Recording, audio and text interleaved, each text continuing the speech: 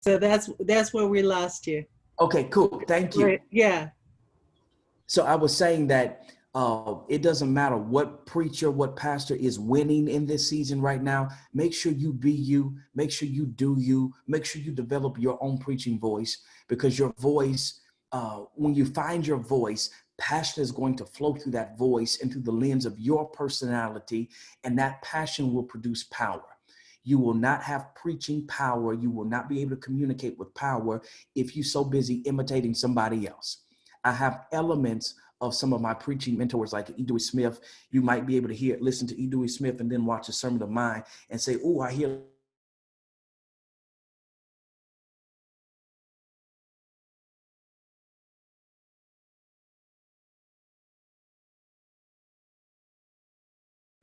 We're going to take our time for him.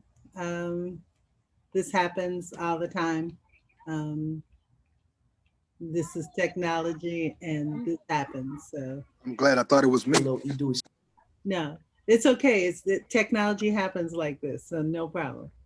Can you hear me? Yeah. Am I back? That's where you were. All right, Yeah. cool. Uh, So I was saying that you might hear some of my mentors in my preaching, but I made sure that I've developed my own preaching voice, because real power comes through there. So let me challenge you, and I probably might make somebody mad, but I want you to understand the context in which I'm about to communicate this point and hear my heart when I say this.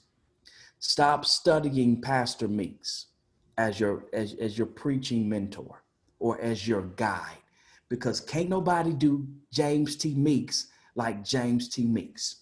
Now, we can be influenced by somebody and have some elements in there, but a carbon copy, that's not going to get you where you're trying to go, and it's not going to be effective in communicating with power to people, because people will say, why do I want to listen to a carbon copy of James T. Meeks when I can hear James T. Meeks because he's still alive and well and preaching with power? I never listened to my father's sermons outside of if I would hear him in person. I wouldn't buy his tapes and his CDs and listen to him because I did not want to sound like him. I wanted to develop my own voice. And sometimes I can hear a whole lot when somebody has just pretty much taken pastor's pattern and they trying to preach it just like him, just like him. He would say it this way. Again, allow him to influence you, but don't become a carbon copy where you're sounding like a weaker version, a watered down version of him. Develop your own voice, just like he developed his own voice. Now, let me close out with 7 qualities of powerful preaching. 7 qualities of powerful preaching. Number 1, there has to be substance. Communicating with power requires that you have something to say. No amount of noise, no amount of theatrics, no amount of actions or feeling will make up for a lack of substance. Back in the day, preachers could get away if they could sing and if they could hoop and not have a solid message, people would get him a pass. That day is dead and gone. You better have something to say or don't get up at all, because the theatrics, the hooping and hollering, running around, all of that stuff, that's not going to get you where you're trying to go. You don't want to base your preaching presentation off of those extra gifts. You got to have something to say. Powerful preaching is always informative preaching, which is not the same as intellectual preaching. Nobody wants to hear you reading a commentary or bringing all the totality of the academy to the preaching moment. Yes, the academy can inform you and influence you and give you the tools necessary for preaching, but intellectual preaching is much different than informative preaching. And contrary to common belief, people actually do want to learn and not just hear the same story warmed over. And so you got to challenge yourself in your study as you hone your homiletical gift to bring something to the table that's going to challenge people, that's going to help them to grow. Allow people to leave from one of your preaching presentations saying, hey, I never saw the text like that before. Hey, I've read this text for years and I never saw that in the text. Reverend Watson pulled out something. Man, that's amazing. How was he? Let me get them glasses Reverend Watson got, because whatever he saw in the text, I don't know how I've been reading this text for 30 years and I never seen that thing in the text. You want to get into that thing and bring out some substance that's going to encourage people and challenge people and inspire people. People want to learn. You just got to learn them something. It's preaching with substance that will attract and hold listeners. You want to make people feel that they're gaining permanent knowledge from you. And when they do that, they'll anticipate hearing from you. They'll be excited when it's announced that you're going to preach, or when you walk up to that book board and you mount that sacred desk. They're excited. Oh, I'm going to learn something today. I'm going to be challenged today. I'm going to get a good word today. You never want people when you get up to preach to start putting up that Baptist finger and tipping out, bending, putting that hunch in their back and walking out, because they know from the last experience you ain't had nothing to say then, and you probably ain't gonna have nothing to say now. So make sure above everything else that you've got a substantive word. That's how you have power. Communicate with power, preach with power. So number one, there's got to be substance. Number two, there has to be clarity. Preaching has to be understood if it's going to affect people. Listen, the mind is the corridor to the heart, and the heart won't be stirred if the mind doesn't comprehend. Thus, plainness is essential for communicating with power. Your ideas have to be plain, and by plain, what I mean is they have to have definite shape, and they have to be communicated with simple words. I know somebody just said right there, I know you ain't talking about simple words, Stephen. Yes, I am. Let me challenge you. Don't do what I do. If that's not your gift, if that's not your area, if it does not come naturally to you, you're going to sound like that fella on, if you remember, In Living Color. I think Damon Wayans, one of the Wayans boys, played this character who had been in jail or was in jail. And being in jail, he read the dictionary thesaurus, had all these big words.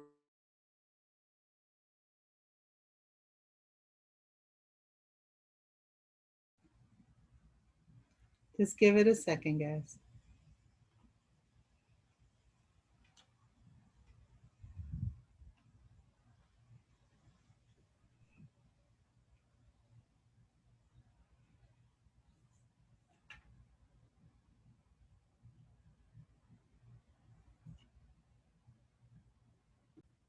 Okay. All right, we're back. We're dealing with clarity as one of the tools to get us to the place of communicating with power. And I was saying that preaching has to be understood if it's going to affect people, because the mind is the corridor to the heart, and the heart won't be stirred if the mind doesn't comprehend. Thus, plainness is essential for communicating with power. Ideas need to be plain, and what I mean by plain is that they have to have definite shape and be communicated with simple words. Not sure if you guys heard me go into the whole thing about words. And yes, I'm saying that you need to use simple words. Don't be me. Don't do what I do unless that's how God has gifted you in that particular area, because you want your words to go straight to the heart of the listener so that they aren't groping around to detect meaning or substance. And even when I use my words, if you pay attention in those moments, I'm normally saying that big word with the group of other words, so people have a context clue as to what that word means, or I'll set it up, either the sentence before or the sentence after, to help people to understand what that big word is.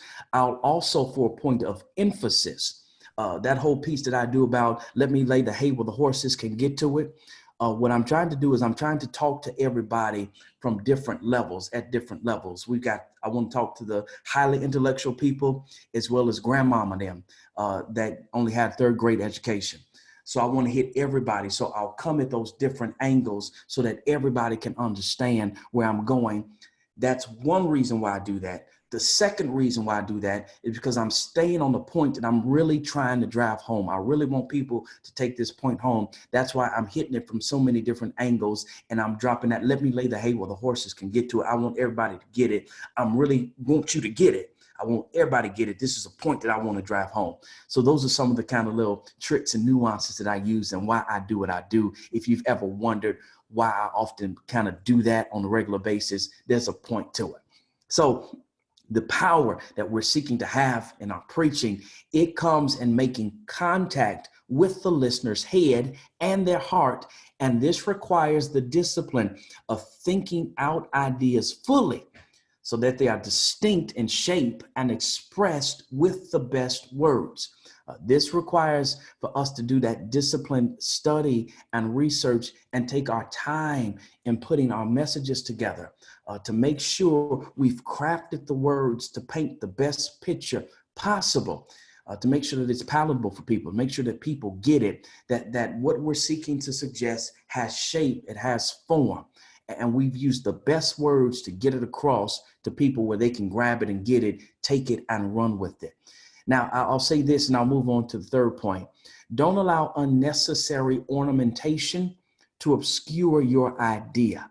You want to bring the truth into contact with human understanding. What I mean by that is sometimes we could be reading a commentary or some theological musing and, ooh, it sounds good to us and it's heavy and it's deep, but it's got so much around it that the regular person in the pew can't grab it, can't get to it because there's so much ornamentation hanging around that principle, that practical truth that we want to expose the listening audience to, that they can't get it. While I was there in Atlanta as a member of Pastor E. Dewey Smith's church, after church, me, his wife, we get together, we always do dinner. And she would often say to him, she called him Smith, now that you was doing in that message in your introduction, ain't none of us understand it. Now, Steve got it because he's a theologian. He's been to seminary, and a couple other people in the congregation who've been to seminary, they knew what you was talking about. But the rest of us, she say, Smith, we don't know what the hell you was talking about up there in that preaching. You got to make it plain for everybody to be able to reach and grab it and get to it.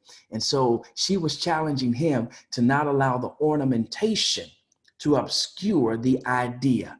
You got to bring that truth into contact with human understanding. The third point is that there has to be unity in what we present in that gospel message. What I mean by unity is that all the particulars of your message need to be related to a single theme. In fashion, that's something called a cohesive collection. So whenever a fashion designer drops a new collection, and so fall is coming out, so the fall collection drops out, you'll see that it's cohesive, it connects. There could be maybe 10 pieces in that collection, but they all have the same color, the same patterns. You can swap out and switch. This top can go with 3 or 4 pants, vice versa. That's a cohesive collection. And our messages need to be the same, a cohesive collection. And when you move to the place of pastoring and you're putting a whole worship service together, that whole worship service should actually be a cohesive collection. Whenever I know I'm preaching and I know in advance, I'll get with Walter and get with the balance of the team. Walter, Malcolm, musicians, I have a meeting with them because I want that whole worship experience to be a cohesive collection. So the images that are on the screen, I often do mine myself because I want them to connect with what I'm saying. I want the music, the praise and worship. I want all of that to connect and have the same kind of driving message. So everything ain't scattered and all over the place. I want that worship service to be a cohesive collection. And until you get to that point, at least your message needs to be a cohesive collection. Now, it's true, there can be great variety within unity, but all of the parts have to connect in some way, shape, form, or fashion. And this is important because it helps the listener to retain the impact of the successive ideas. Now, 2 things are required for unity in a message. There has to be a clear theme. So what I mean by that, your message should have a question of transition. That's what I call it. So if you'll notice in my preaching, at the end of my introduction, as I'm coming out of my introduction to make my way into the body, into the first point, I'm going to raise a question. There's going to be a question of transition that my subsequent points answer. Or you could go old school and say, what's your thesis statement? So there has to be a clear theme. What question will that sermon answer? When people are done hearing your message, what will they be able to do? Change, adjust, address based upon the body of that message. And the second aspect that's required for unity in a message is that there has to be a single purpose, a single purpose. Don't make the mistake of having so much content and so much information that you really got like 3 or 4 sermons that you fused into one because you had difficulty letting some stuff go. I often leave more on the cutting room floor than I do bring to the book board, to the pulpit. And so don't be afraid to leave some stuff out and save it for another message. Don't have a bunch of rabbit trails that people can run down, or that you're actually running down in that one message. Have a single purpose for the message. What is this message meant to do? How is it meant to change people? What is somebody going to get from this? Drive it in one direction so that all of the content there is a cohesive collection. That connects me to the next number 4, which is point. Point. A sermon without a point lacks definite aim and thrust. A sermon without a point lacks definite aim and thrust. The essential requirement for developing a point in a message is a single dominant idea to which all other ideas are subordinate. There has to be that main thought, that main point that you're seeking to convey.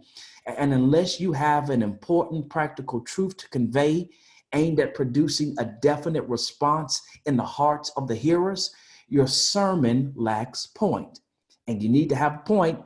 Otherwise, there's no point in you being up there before the people. People should not leave from your message, from your sermon, with the vague feeling that they just listened to a strain of good yet aimless speech. The worst thing that can happen is somebody say, "How was the preacher today?" And you preach, and they say, "Oh man, they were good. Carol was good. What'd she preach about?" "I don't know, but she sure sounded good." You don't want to be there.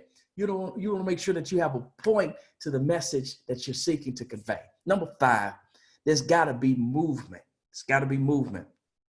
Movement in a message is the sense that it conveys progress towards a destination. You ought to be moving towards a climactic moment, period, point in that message.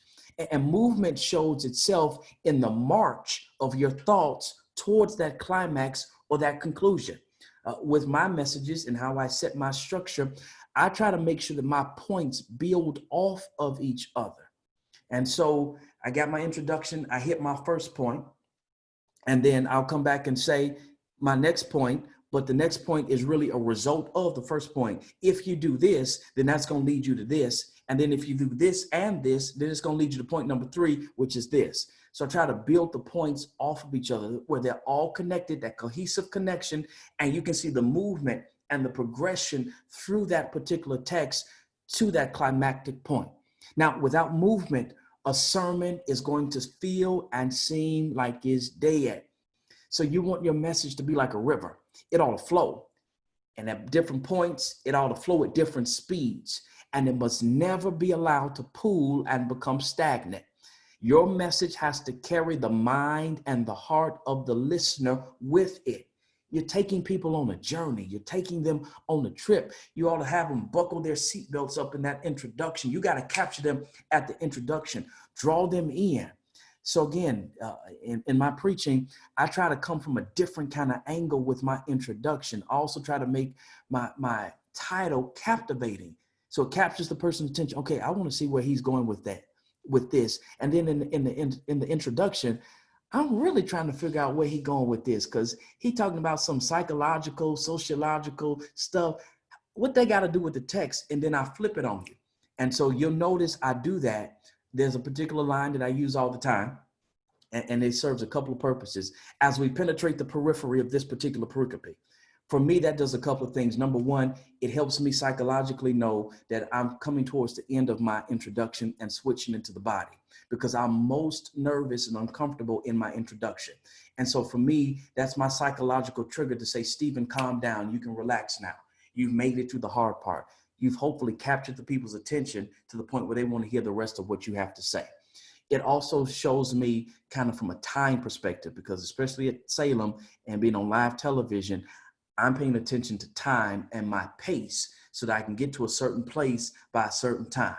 But that also shows me my movement when I hit that kind of stride that is shifting me now towards my major movements in the text. And so that's why I use, again, that particular line. That's my mark of demarcation for a couple of different things. So you want to move and carry the heart and the mind of the listener with you. Take them on this journey. And if a message doesn't succeed in transferring the hearer's soul to a new position or new practical conclusion, that sermon has failed to do its work. And so you want to have that movement there, moving people to a certain place so that at the end, hopefully they're moved to make some level of decision in their life. Number 6, almost done, just got one more. The point of force, F-O-R-C-E, force. Powerful preaching is marked by spiritual force. And force is the quality that makes ideas penetrate. What you're communicating through your preaching moment, you need it to penetrate the heart and the mind of the hearer, of the listener. And that comes through a spiritual force. You can try to do it on your own, but you're probably not going to be super successful with that. This is a spiritual thing. And it really has to do with the innate strength of the idea itself. What idea, Stephen? The idea that you're lifting up out of the text, that you're zooming from the text, that you're exegeting out of the text. These are the ideas that penetrate the heart. To become forceful, how do you get there? To become forceful, the preacher must immerse themselves in a world of forceful ideas. And the forceful ideas are there in the text.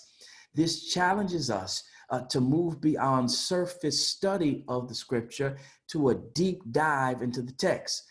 It's the ideas that are revealed through our deep study of scripture that are going to be forceful, that are going to penetrate the hearts and the minds of people. Again, as I mentioned earlier, people leaving from your preaching presentation saying, "Ooh, I never saw that before. I never thought about that lens, that angle." And so as you're studying the scripture, you want to go beyond just that surface level. It says this. Do some research. There are tools out there, even if you haven't been to school, if you can't speak Greek and Hebrew, Logos and all of those other software tools, dig into that stuff. Read literature, especially when you're dealing with an Old Testament text. See what Jewish scholars have to say so that you can have that Jewish lens. There's another book I want to recommend that all of us read. It's entitled Misreading Scripture Through a Western Lens, because oftentimes we read the text and we'll end up reading into the text through our Western 20th and 21st century lens, stuff that's not in the text, or we'll make the text have an issue with what the text really didn't have an issue about. And so we have to be careful of that. But it also helps us to illuminate things that the traditional hearer may be ignorant of. And I mean ignorant in the etymological sense of the word, just not knowing. They've never been exposed to it. They've never been taught that. And so reaching down into the historical context of a text, the cultural context of the text, kind of breaking out some of those things helps people to gain something that's going to be forceful, that's going to penetrate their heart and their mind. That's where those ideas come from. And just being an expansive reader, reading a bunch of different things. And that stuff, once you kind of bury it in you, it'll come up and it'll come out as you're writing your message, and you'll make the connections. You'll be able to tie the analogies in and tell the stories that make the preaching point more potent, more powerful, because you've got this deep reservoir of things that you've read as you hone your homiletician skills to become an expert with that tool called the sermon that you hold in your hand. To become forceful, the preacher must immerse themselves in a world of forceful ideas. Again, you want to leave people saying, "I never saw that before. I never heard that before." You want to make people go do some more research. Go do some more study, dig in deeper for themselves based upon that which you've unearthed as it relates to your study of the text. And then the 7th point is beauty. It's beauty. Listen, sermons like paintings, like sculpture, possess beauty when all of the parts cohere into a pleasing whole. You want to pay attention now, again, to simplicity and unity, because if a sermon has these, it's going to possess its own natural elegance. I'm done. I'm out of my time, but I'll close with this statement. A preacher who's going to communicate with power must cultivate the ability to seize the main points of a subject, hold them firmly in his or her grasp, and clothe them in words with beauty, warmth, and vitality. And so for this to happen, the preacher has to plan. Planning, it's vital to achieving the form and the symmetry needed for the beauty of that message, for the beauty of that sermon. And if you don't plan, you'll fail to organize. And if you don't organize, the sermon is going to lack form. And if it lacks form, it's going to lack power. Abstract art is beautiful. It can be appealing. It can be very costly and expensive in the art world. But abstract preaching art, that's not going to do too much to enhance the lives of people and lead them to a place of making a commitment based upon what you've unearthed through the biblical text. You want to do your work. You want to have your structure. You want to have your order. You want to have your form so that you can communicate with power what God has placed in your heart, in your spirit, to pull from that sacred text. That's my time, y'all. Thank you for your time. Thank you. Thank you, Reverend Stephen. Thank you so much. If you all have questions, you're welcome to open up your mics and talk to him, ask him questions about what he said, clarifications, anything. You're amazing. Thank you, sir. Thank you. Hi, Pastor. I just want to thank you for that message. I have a question. What about using the pulpit? How, in terms of standing at the pulpit and also using other like study aids, something visual? Yes, great questions, Luther. I think using visual aids is an asset. That was one of the reasons why we made the investment with the LED board, because people learn through different modalities. So some people are visual learners. And so having those elements there where people can see it, I think that's a plus. That's a benefit. You just want to moderate it, not making sure that you're not doing too much overkill so that people are not paying attention to you because they're so busy trying to watch what's on the screens. But, just balancing that thing out, making your major points there or some accessory points, in a sense, to the main point that you're making. Moving beyond the book board, I'm for that. Whatever you're most comfortable with to communicate the gospel. Sometimes you'll see, and it's on purpose, we've got the big lectern, but sometimes I'll ask for that smaller black lectern. And I've noticed that I've got a little bit more power, I think, in my preaching when I've got the smaller book board than I do with the big one with the 3 screens on it. I'm not a person that likes to walk. That's just not my flavor, but that works for some people. As long as whatever you're doing doesn't prove to be too distracting for the people, because there's some people that like to walk, but they pacing the whole time and the people's eyes are going back and forth. And yeah, I deal with vertigo. So you're doing too much of that for me. I'm going to get a headache and I'm going to get dizzy and I'm going to just kind of tap out. So just again, making sure that you're not doing things to the point where it becomes a distraction for people. Thank you. Yes, Thank sir. you. Yes, Reverend Thurston, thank you so very much. I got all your points. I've been writing it down. But I need the book, the author of the book, misreading scripture through the Western what? Who Lens. wrote it? Okay, let me Google it for you real quick. Thank you.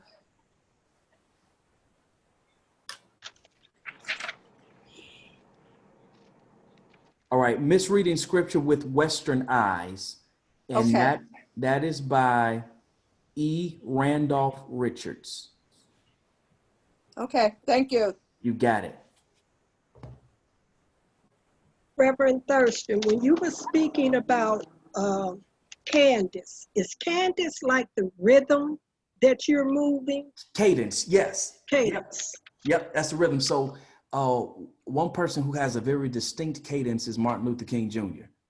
If you've ever listened to his sermons or his preaching, he's got a very distinct cadence. And so we all do, we all have our natural cadence, but that rhythm, that flow, how we put those words together, speed it up, slow it down. It's for some people, they're choppy in how they talk. Everybody kind of has their own thing. And just in that preaching moment, you want to make sure it's varied based upon what you're trying to communicate. Thank you. Yes, Even ma'am. like Barack Obama has a. Yes. Yeah, Barack too. Yep. Yes, yes. Well, we have Reverend Meeks does too. Yeah. Absolutely. Reverend Yvette. That's his cadence. Pastor Thurston, thank you for a little more insight as to Stephen Thurston's approach to preaching, Yes, sir. markers and notes. And now I feel more comfortable when I see you do those things. Yes, sir. Thank you very much. Y'all, if y'all have any questions about what I do and why I do it, please, ask. I'm willing to share. So now truly, hey, Pastor, good to see you, young Good man. to see you, sir. Praise the Lord. So I truly understand when you want to penetrate the pericope because you're doing the penetrate thing, right? Right, okay, you pulling that out. Okay, all right, I got you. Yeah. Yes, sir. So I don't do it as much now, but I used to memorize all of my sermons too. Mhm. And when I was pastoring at New Covenant, we had 3 services. I would preach 2 different sermons every Sunday. And so those little nuances were necessary for me when I tried to remember. Also, that's where my alliteration comes from. In my points, they're either going to have the same prefix, same suffix, something going to be the same. They're going to rhyme so that I could remember more so than people remembering. But I was somewhere last year, I went to preach at a church, and the guy who worked security for the parking lot stopped me as I was leaving the church. And I preached there 8 years prior. And he said, man, I remember this sermon you preached. And he was able to name all my points because they rhymed. And it was 8 years. And he remembered it like I just preached it the day before. So those little nuances stick with people. Interesting to hear that you thought that the introduction was your most challenging portion. Yes. That's where I spend the most of my time in my sermon prep with my introduction. Okay, I don't feel bad now because I suck at intros. With you, Cheryl. Yeah, that's my challenge too. Because you want to capture people's attention and hook them in. And then I'm super anal about words and word choice. So I can get stuck. This paragraph ain't feeling right, this one word, and I can get stuck for 3 hours literally sometimes because this one word don't feel right and I got to get the right word. And I've exhausted the source and the dictionary and it still ain't coming to me. So all of us have our little things. So don't feel bad. Don't think you by yourself and having your little thing. All of us have it in our preparatory process. Pastor Thurston, you mentioned logos among your study aids. What other study aids do you use? All right, so I actually don't use logos. Oh, okay. Yeah, I've seen it. I played with it, like in little demos, but I haven't purchased it. I'm not as fluent as I used to be in Greek and Hebrew, but I was pretty fluent in them. So I just kind of, went off of that in terms of that aspect of using those tools. What study guides do I use? I'll go to BibleStudyTools.com is one of the resources that I use for kind of skimming through commentaries, but I will normally put that on the back end of my preparation because I don't want my message to be too informed by white men and their theological constructs. You catch that later. Yeah, I caught it. But I just kind of, I read a whole lot. I read maybe like 3-4 books a month. So I read in all genres. So I read a whole lot and that kind of influences and informs my preaching. Thank you. And my research, so again, my process is kind of intense and that's why I end up leaving so much more. And it's like, it's overload. And some of it deals with this thing from a psychological lens called imposter syndrome. So I'll break that down if you're unfamiliar with the term. That's the fear of being found out to be a fraud. So it's always been my fear that I'm going to preach a sermon or give a lecture somewhere and somebody's going to ask me a question and I don't have the answer to it. And as a result of not having the answer, they're going to think, oh, he's a fraud. And so I will study extra or more to over prepare myself for a question that could be possibly asked. And to date, it's never happened where somebody asked me a question after a message I couldn't answer, but it's still in the back of my head. So I do all of this extra work and research on stuff. And so like for each point, I'll do extensive research and most of that is not even necessary. And Logos is basically designed, Reverend Stephen and those who've actually had a chance to be embraced in Hebrew and Greek, if you've had a chance to study it, Logos gives opportunity for people who don't have the luxury of having that design to get into that. And then if you've not had the wealth of lots of source material, Logos gives you that. That's why I got you all an opportunity to have the discount and for those things so that you can get that. Yeah. And I think that that's important if you're not going to do that. But Reverend Stephen, we're going to have offered to them in the fall. I mean, not the fall, in January, since it seems like we're going to be forever in this space.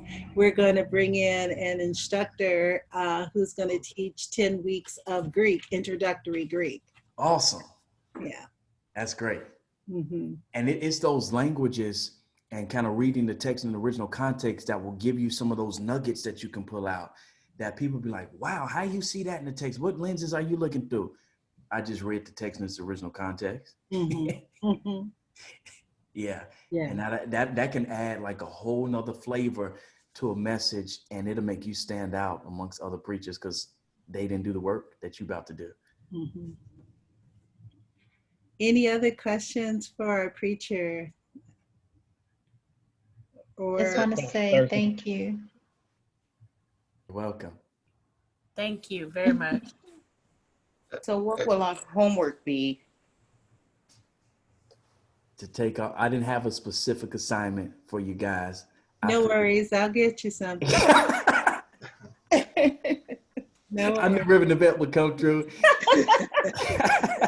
You'll have something tomorrow. Check your emails.